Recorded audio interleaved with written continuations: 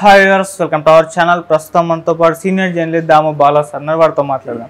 నమస్కారం సార్. నమస్తే సార్, రేవంత్ రెడ్డి గారికి హైకోర్టు షాక్ ఇచ్చింది సార్. అంటే హైడ్రో అనే ఒక సంస్థతో ఈ మొత్తం భవనాలన్నీ కూల్చివేసి ఒక కార్యక్రమం నడుస్తుంది కదా సార్. అయితే ఇప్పుడు హైకోర్టు కొన్ని క్వశ్చన్స్ రైజ్ చేసింది.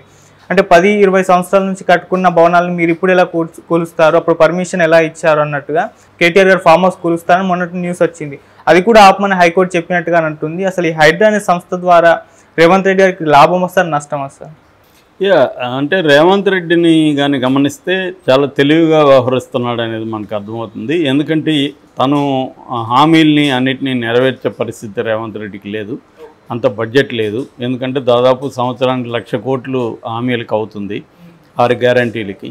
అందుకని ఏం చేస్తున్నారంటే దీన్ని డైవర్ట్ చేయడానికి ఎప్పటికప్పుడు ఏదో ఒక ఇష్యూని తీసుకొచ్చి దీన్ని ప్రతిపక్షాల మీద యాంటీగా మార్చేయడం, ప్రతిపక్షాలు చేసిన తప్పుల్ని బయటికి తీసుకురావడం, దీంతో తన ప్రభుత్వానికి సంబంధించిన హామీల విషయం కావచ్చు, ఇంకోటి కావచ్చు, అసంతృప్తి కావచ్చు, దీన్ని డైవర్ట్ చేయడం అనేది రేవంత్ రెడ్డి సక్సెస్ఫుల్గా చేస్తున్నాడు. మనం చూసాము ఫోన్ ట్యాపింగ్, పెద్ద ఎత్తున ఏదో భూగోళం బద్దలైపోతుంది, ఆకాశం కింద పడిపోతుంది అన్నట్టుగా బిల్డప్ ఇచ్చారు. ఇప్పుడు ఏమైంది? ఏమీ కాలేదు. వాళ్ళందరికీ బెయిల్స్ వచ్చాయి. అసలు అతన్ని ఇప్పటివరకేమీ అమెరికా నుంచి తీసుకురాలేదు. కేసీఆర్ అరెస్ట్, ఇంకొకరు అరెస్ట్ అన్నారు, ఏమీ జరగలే. కొద్ది రోజులు అది నడిచింది. దాని తర్వాత కాళేశ్వరం ప్రాజెక్టు ఇది నడిచింది. అలాగే ఇప్పుడు కొత్తగా హైడ్రాన్ ఒకటి ఏర్పాటు చేసి గందరగోళం క్రియేట్ చేస్తున్నట్టుగా మనకు కనబడుతుంది. నిజానికి కొత్తగా హైడ్రా అనే సంస్థ అవసరం లేదు. ల్యాండ్ ఆక్యుపై చేసుకున్నా, లేకపోతే అక్రమ కట్టడాలు ఉన్నా ఆల్రెడీ జీహెచ్ఎంసీ పరిధిలో జీహెచ్ఎంసీ తీసుకోవచ్చు. వాటర్ బోర్డుకి అధికారులు ఉన్నాయి, ఇంకా కొన్ని రకాల సంస్థలు ఉన్నాయి. ఇప్పుడు కొత్తగా కావాలని ఒక హైడ్రా అనే ఒక సంస్థని క్రియేట్ చేసి దీని ద్వారా కొంత రచ్చ క్రియేట్ చేసి డైవర్ట్ చేయడం ఒకటి. రెండోది, ప్రతిపక్షాలకు సంబంధించిన ఆస్తులు కావచ్చు, వాళ్ళ ప్రాపర్టీస్ని దెబ్బతీయడం ద్వారా ఒక ఇది చేయడం. వాళ్ళకి కూడా తెలిసి ఇది రేపు కోర్టుకు వెళ్తారు ప్రతిపక్షాలు, కోర్టులో హైడ్రాన్ని కంట్రోల్ చేస్తారు, ఇవన్నీ తెలియదనేమి ఉండదు. కాకపోతే ఈ ఒక రచ్చ చేసి ఒక డైవర్ట్ చేయొచ్చు అన్న ఒక ఇది రేవంత్ రెడ్డి స్కీమ్లో కనిపిస్తుంది. సో అందుకని హైడ్రా అంటే Hyderabad disaster response and assets monitoring and protection అనేది ఈ సంస్థ పేరు. ఇది జీవో నెంబర్ 99 ద్వారా ఏర్పరిచారు. సో ఇదేంటంటే మిగతా సంస్థల సహకారంతో ఇది పనిచేస్తుంది. జీహెచ్ఎంసీ కావచ్చు, వాటర్ బోర్డు కావచ్చు, పొల్యూషన్ కంట్రోల్ బోర్డు కావచ్చు, ఇలాంటి అనేక సంస్థల కోఆర్డినేషన్తో హైడ్రా పనిచేస్తుంది. దీనికి ఒక సపరేట్గా ఒక ఎంటిటీ క్రియేట్ చేసి రంగనాథ్, ఆయన ఇంతకుముందు వరంగల్ సిపిగా ఉన్నాడు, నల్గొండలో ఉన్నాడు, ఆయన్ని తీసుకొచ్చి దీనికి సిపిగా చేశారు.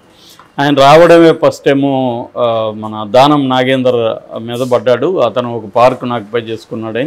దాంతో దానం నాగేందర్ సీరియస్గా ఇచ్చేశాడు. ఆ తర్వాత నుంచి అనేక బిల్డింగుల్ని వాళ్ళకి నోటీసులు ఏమి ఇవ్వకుండా వెళ్ళిపోయి కూలగొట్టేయడం ఇవన్నీ చేస్తున్నారు. దాదాపు ఇప్పుడు 100 ఎకరాల వరకు హైదరాబాద్ జీహెచ్ఎంసీ పరిధిలో ఆక్రమణలకు గురైన దాన్ని మళ్ళీ రిటర్న్ తీసుకున్నారని చెప్తున్నారు. అట్లాగే 20 చెరువులకు సంబంధించి దాన్ని ఏమంటారంటే ఎఫ్టీఎల్ అంటారు. ఎఫ్టీఎల్ అంటే ఫుల్ ట్యాంక్ లెవెల్. అంటే ఫుల్ ట్యాంక్ అయితే ఏ లెవెల్కి వస్తుందో ఆ ఫుల్ ట్యాంక్ ఏరియాలో ఎవరు కూడా కట్టకూడదు కట్టడాలు. సో కానీ కట్టేశారు అందరూ. నిజానికి నేను ఇంతకుముందు కూడా చెప్పాను, హైడ్రా అనే సంస్థ థియరాటికల్గా మంచి కాన్సెప్ట్ అది.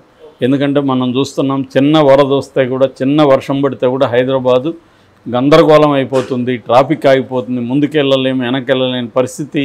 ఇంకా లోతట్టు ఏరియాలో అయితే వాళ్ళు ఇల్లంతా మొత్తం మునిగిపోయే పరిస్థితి, కిచెన్లో అన్నిట్లో వాటర్ వచ్చేస్తుంది. ఇటువంటి ఒక దారుణమైన పరిస్థితులు. పెద్ద వర్షం కూడా అవసరం లేదు, ఒక మాదిరి పడితే కూడా చాలు. ఇది ఎందుకు జరుగుతుంది? ప్రధానంగా కాలువల వ్యవస్థ సరిగా లేదు, చెరువుల వ్యవస్థ సరిగా లేదు. అంటే గతంలో పాలకులు కావచ్చు, గతంలో వాటర్ ఎట్లా వస్తుందో దాన్ని బట్టి ఎక్కడికక్కడ చెరువులు పెట్టడం, కుంటలు పెట్టడం, ఈ వాటర్ అక్కడికి వెళ్ళిపోతుంది. సో దానివల్ల రోడ్ల మీదకి, జనావాసాల మీదకి వాటర్ రాదు. అట్లాగే డ్రైనేజ్ సిస్టము, కాలువలు ఇవన్నీ పర్ఫెక్ట్గా ఉంటే మనకి ఇబ్బంది ఉండదు. కానీ దాన్నంతా వీళ్ళు ఏం చేశారు? అన్ని రాజకీయ పార్టీల్లో బాగా ఉంది ఇక్కడ, ఎవరు సొద్దుపోసలు ఎవరు లేరు ఇక్కడ. సో వీళ్ళందరూ దాన్ని ఆక్యుపై చేసుకొని కట్టేసుకొని కోట్లు కోట్లు సంపాదించాలనే ఒక దురాశతో నగరాన్ని అతలకుతలం చేశారు. ఇది హైదరాబాద్ ఒకదానికి సంబంధించిందే కాదు, చెన్నైలో మనం చూసాం వరదలు, కేరళలో పరిస్థితి చూసాము, ఢిల్లీలో చూసాము, అనేక సిటీల్లో ఇదే పరిస్థితి ఉంది. బెంగళూరు కూడా ఒకప్పుడు బ్రహ్మాండంగా ఉండేది, ఇవాళ బెంగళూరు కూడా వర్షాలు పడితే అతలకుతలం అయిపోతుంది. సో ఇది ఇప్పుడు ఏమైందంటే రీసెంట్గా జన్వాడలో మన శంకరపల్లి దగ్గర జన్వాడలో ఉండే కేటీఆర్ గెస్ట్ హౌస్ని కూలగొట్టబోతుంది హైడ్రా అనేది ఒక వార్త వైరల్ అయింది. అయితే ఇక్కడ కేటీఆర్ నిన్న ప్రెస్ మీట్ పెట్టి చెప్పింది ఏంటంటే, ఇది నా గెస్ట్ హౌస్ కాదు, మా ఫ్రెండ్ది, నేను లీజుకి తీసుకున్నా అని వివరణ ఇచ్చాడు. అయితే ఇప్పుడు వాళ్ళ ఫ్రెండ్ ప్రవీణ్ రెడ్డి నిన్న హైకోర్టులో పిటిషన్ వేశాడు, దీన్ని కూలగొట్టద్దండి, మేము పర్మిషన్లు తీసుకొని కట్టాము, ఇది వచ్చి 3894 చదరపు అడుగులు, దాని పక్కన ఒక 3 ఎకరాలు ల్యాండ్ తీసుకొని మేము ప్రహరీ వాల్ ఇవన్నీ నిర్మించాము, ఇది పక్కాగా మేము పర్మిషన్లు తీసుకొని చేసాము, ఇప్పుడు వచ్చి సడన్గా హైడ్రా పేరుతో చేస్తుంది, మేము ఇది ఎప్పుడో చేసింది అని వాళ్ళు చెప్తున్నారు. అయితే నిన్న కోర్టులో జస్టిస్ లక్ష్మణ్ ఆధ్వర్యంలో ఇది నడిచింది. ఇటు తెలంగాణ ప్రభుత్వం నుంచి AAG additional advocate general Imran Khan వాదించారు. ఆయన ఏం చెప్పారంటే, ఇది కేవలం సర్పంచ్ దగ్గర మాత్రం వీళ్ళు పర్మిషన్ తీసుకున్నారు, ఇది యాక్చువల్గా 111 జీవో కిందకు వస్తుంది, 111 జీవో కింద ఇలాంటివి ఉన్నప్పుడు వాటర్ బోర్డుకి అధికారం ఉంది, హైడ్రాకి అయితే అధికారం లేదు, హైడ్రా ఇప్పటివరకు దీన్ని కూలగొట్టాలని ఏమీ ప్లాన్ చేయలేదు అనేది చెప్పారు. అయితే ఇటువైపు నుంచి అలహరన్ అనే ఒక అడ్వకేటు తను ఏం చెప్పాడంటే, ఆల్రెడీ కొంతమంది వచ్చారు, హైడ్రా త్వరలో కూలగొట్టబోతుందని మాకు ఓరల్గా చెప్పారు, కాబట్టి మేము చర్య తీసి పేపర్లో మీడియాలో కూడా వచ్చింది. అట్లాగే వాళ్ళ కాంగ్రెస్ నాయకులు కోమటిరెడ్డి వెంకటరెడ్డి లాంటి వాళ్ళు కేటీఆర్ ఫామ్ హౌస్ కూలగొట్టేస్తాము అని ప్రకటనలు ఇస్తున్నారు, అందుకని మేము వచ్చాము, ఆల్రెడీ కొంతమంది కూలగొడుతున్నారు కూడా అనేది హైకోర్టు దృష్టికి తీసుకెళ్ళారు. సో హైకోర్టు ఈ సందర్భంగా ఏంటంటే కొన్ని కామెంట్స్ చేసింది.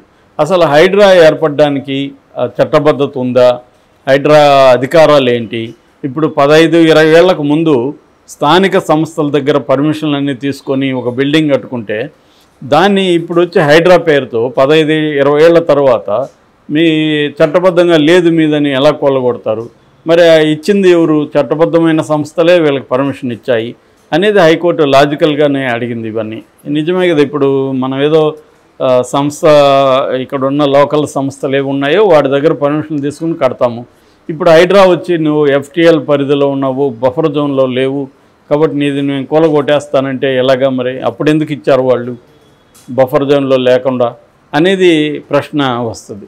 సో అందుకని హైడ్రా ఇప్పటి వరకు ఏమేమి కూలగొట్టింది, ఎక్కడెక్కడ చేసింది, హైడ్రా అధికారాలు ఏమిటి, ఇవన్నీ సమర్పించమని కోర్టు ఆదేశించింది. అంతవరకు రేవంత్ రెడ్డికి ఇది కొద్దిగా ఇబ్బంది అని చెప్పాలి, ఎందుకంటే దూకుడుగా వెళ్ళిపోదాం అనుకుంటే కోర్టు అడ్డుకట్ట వేసింది. కాబట్టి ఇప్పుడు రంగనాథ్ కూడా ఇష్టం వచ్చినట్టుగా వెళ్ళడానికి లేదు, కోర్టుకి మొత్తం సబ్మిట్ చేయాలి, అవన్నీ చూసినాక కోర్టు గ్రీన్ సిగ్నల్ ఇస్తేనే ముందుకెళ్ళాలి తప్ప నా ఇష్టం వచ్చినట్టు నేను కొట్టేస్తానని అతను ప్రకటనలు చేస్తున్నాడు. సో అతను చెప్పే దాంట్లో వాస్తవం ఉండొచ్చు, FTL పరిధిలో బిల్డింగ్లు ఉండొచ్చు, కానీ కేవలం ప్రతిపక్షాలువే ఉన్నాయా, కాంగ్రెస్ వాళ్ళు లేవా, కేటీఆర్ అదే అంటున్నాడు, ఈ ప్రవీణ్ కూలగొట్టండి, నాకేంత అది ఆక్యుపై చేసుకుంటే కూలగొట్టండి తప్పేం లేదు, కానీ నాతో పాటు రండి, నేను చూపిస్తా కాంగ్రెస్ వాళ్ళు ఎక్కడెక్కడ ఇలా కట్టారు, వాళ్ళే కూడా కూలగొట్టండి అని అడుగుతున్నాడు. ఆయన అడిగే దాంట్లో కూడా న్యాయం ఉంది కదా. అట్లాగే ఎన్ కన్వెన్షన్ ఎప్పటి నుంచో చెప్తున్నాను, నాగార్జున చెరువు ఆక్యుపై చేసి కట్టేశాడని అక్కడ BT కోసం, మరి దాన్ని కూలగొట్టాలి కదా, అది ఎందుకు కూలగొట్టలేదు. గతంలో కేసీఆర్ కూడా ఈ పద్మాలయ కానీ అన్నపూర్ణ దాంట్లో కొంత కానీ ఇవన్నీ కూలగొడతామని గతంలో కూడా చెప్పారు, కానీ ఏమీ జరగల. 1,00,000 నాగళ్లతో రామోజీ ఫిల్మ్ సిటీని దున్నేస్తామన్నాడు కేసీఆర్, ఏమయ్యాడు, వచ్చిన తర్వాత వన్ డే పోయి అక్కడ ఉండి మేము ఆధ్యాత్మిక సిటీ కడతాం మేము ఎదురు కలిసి అని చెప్పాడు. రేవంత్ రెడ్డి అంతే, ఆయన అధికారంలోకి రాకముందు అధికారంలోకి వచ్చినాక ఇటు ఆంధ్రజ్యోతి ఇటు ఈనాడుతో ఎంత మంచిగా ఉన్నాడో మనకు తెలుసు. సో వీళ్ళకి వ్యతిరేకంగా అతను రేవంత్ రెడ్డి కూడా ఏం చేసే పరిస్థితి లేదు. కాకపోతే ఇప్పుడు ప్రతిపక్షాల మీద మాత్రమే హైడ్రా వెళ్తే మాత్రం కోర్టు అయితే ఊరికే ఉండే ప్రసక్తి కనిపించట్లేదు. అట్లాగే స్టే కూడా ఇవ్వలేదు. దీన్ని కూలగొట్టద్దు అని కూడా చెప్పలేదు. కానీ ప్రాపర్గా ముందు అసలు నోటీసులు ఇచ్చారా వాళ్ళకి, ప్రాపర్గా లాని మీరు ఫాలో అవుతున్నారా లేదని చెప్పింది. ఆ మేరకి హైడ్రా దూకుడైతే కట్ అయినట్టుగా మనకు కనబడుతుంది. ఆ మేరకి రేవంత్ రెడ్డికి కూడా షాక్ అని చెప్పలేం, కానీ చిన్న ఇబ్బంది అయితే వచ్చింది.